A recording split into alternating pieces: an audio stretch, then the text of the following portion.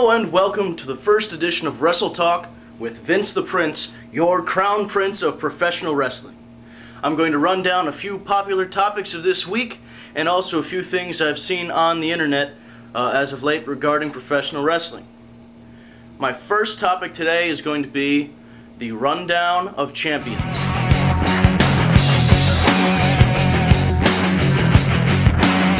Okay, our first champion on the rundown of champions is, of course, the champ, John Cena. I don't really know what to say about him because anything I say will be echoed by different writers from across the internet and different people on YouTube. And long story short, I've grown cold on him. I was into it when he won the title from JBL. Since then, not really. What he might want to do, this is my suggestion to John Cena, free advice people. Go to Raw early, since you have to go early anyway, I know how the policy works. Find Dean Malenko, road agent now, and say, Dean, I only know 5 moves. Do you think being the man of 1,000 holds that you could teach me 6 or 7, just so I have a full repertoire of moves? You know, I'm not expecting you to look like Bret Hart or Dean Malenko. I'm expecting you to do something other than punches and back body drops and fisherman's suplex. Do you understand what I'm talking about? People aren't booing because they don't like John Cena. People are booing because it's gotten old really, really fast. Now, second champion on the list is, of course, John Morrison. I'm just going in order of the shows. Tuesday night, ECW. Stupid. Stupid, stupid, stupid, stupid. I hate John Morrison. I hate the character. I hate Johnny Nitro. I hate the 15 minutes of fame. I hate everything about it. He comes out with this stupid haircut. He actually does look like Jim Morrison, which is why it's not going to work, because people aren't going to be thinking about the wrestler John Morrison. They're going to be thinking about the singer Jim Morrison. And when you're trying to sell tickets to a wrestling show, you aren't going to sell them because there's a guy that looks just like Jim Morrison on the card who can't cut a promo to save his life. The past 10 seconds of what I just said were better than anything John Morrison has said in his entire career. He sucks. Alright, sorry about that, folks. Had a little bit of computer trouble there. It's fixed now. Next champion on the list is the Great Khali. I hate the Great Khali. I don't hate him personally because I know what he's done over in India with charity and stuff, and he was a police officer, and that's really noble and really good. I'm sure if he talked if I understood his native language, he would be really articulate and everything like that, but I'm just not feeling it as a world champion. I don't buy it at all. I'm going to talk about this a little bit later in the Around the Net section, but I'll touch on it now. He's been around for what? A year and a half. And he's never really gotten over at all. Every place he's gone, he's gotten that go away X-Pac, Jeff Jarrett, Bob Holly heat. Which, again, doesn't sell tickets and doesn't make me want to watch SmackDown. I took it as a sign from God when my TiVo stopped recording SmackDown by itself and kept recording Impact and Raw and ECW. I'm attributing that to the psychic abilities of the TiVo to see how bad SmackDown is going to get. Bill and Doug were right in their latest video about the contenders that could have had the title from SmackDown or Raw. It doesn't matter. Kennedy could have done it. Finlay, to a lesser extent, could have done it. Flair maybe could have done it. Kane had one title run that lasted 24 hours, and he lost the title back to Steve Austin. Okay? He deserves another shot. Booker got a shot. Why can't Kane get a shot? Booker hadn't had a world title run in years. Kane's title run was back in, what, 98? He deserves another shot.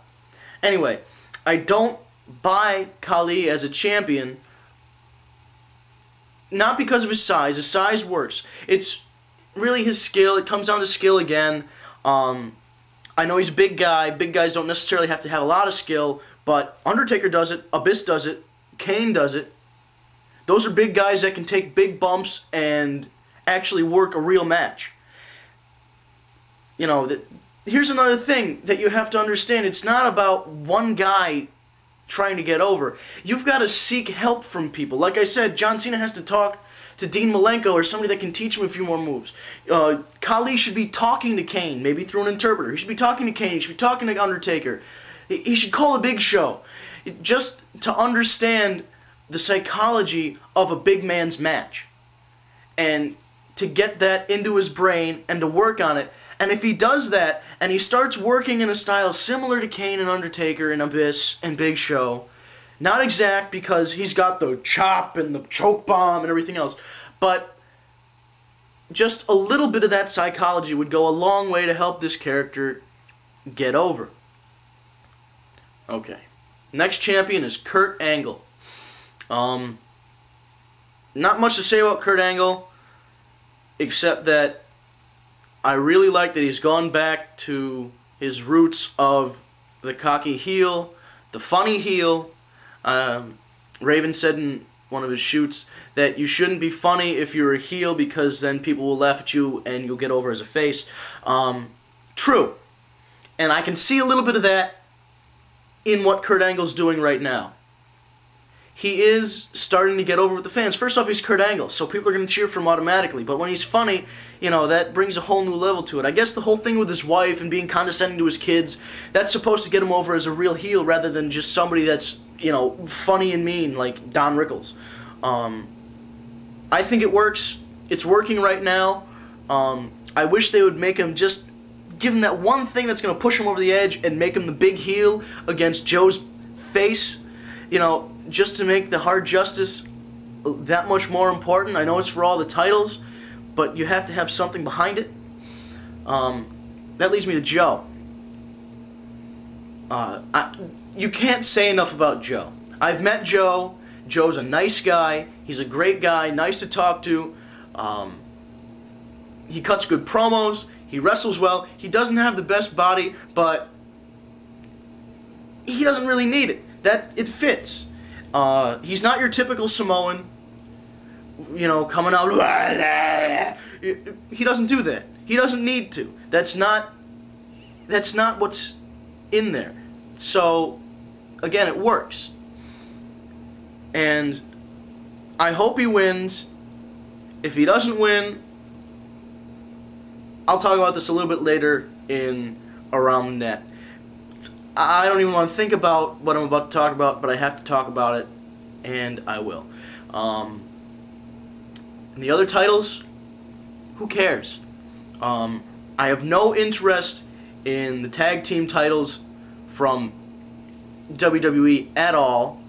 I have no interest in Umaga being the Intercontinental Champion. He's the guy, if you wanted a big monster heel to win the title, that should have went over and not Khali, because at least people got behind Umaga as a monster. Anyway, U.S. Champion, MVP, whatever. The champions just, it doesn't matter. Once this thing with Angle and Joe gets over, this is perfect for TNA because it's almost like they're resetting. They are resetting like the time when Russo took all the titles away in WCW, only to a lesser extent because people actually own the titles right now. But if you look at it, look who you've got. You've got the reemergence of a whole lot of tag teams in TNA. You've got the reemergence of Frankie Kazarian. You've got the reemergence of all these X Division stars that are finally coming into their own now because they're a little bit older, they've got a little bit more of the psychology, a little bit more of the moveset. And I think because they've matured enough, this is their time to reach that level. And with a chance like this, you're going to have those 10 guys that competed in the 10-man gauntlet competing in maybe a tournament of some kind or something to determine, you know, the future of that division, although the future is Frankie Kazarian. We know. That's great. I hope Frankie gets the title run. I really, really hope Frankie gets the title run, but if not, Christopher Daniels, that's fine. Even Joe is fine, but he has to do the job eventually, so I think Kazarian and Daniels feuding would be a great feud. And that is my rundown of champions. Next is Around the Net.